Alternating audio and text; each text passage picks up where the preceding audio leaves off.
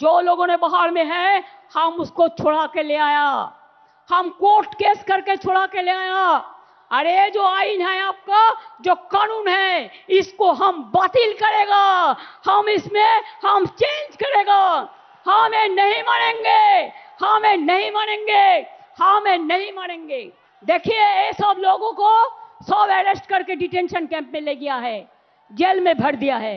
देखिए बांग्ला भाषा में बात करते थे। उड़ीसा में भी अत्याचार हो रहा है।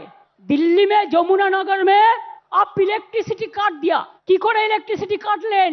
পানীয় জল খেতে দিচ্ছেন না, তাদের মুখে আবার বিগ বিগ টক।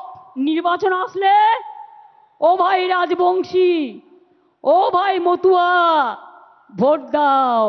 আর নির্বাচন চলে গেলে তাদের অত্যাচার করো।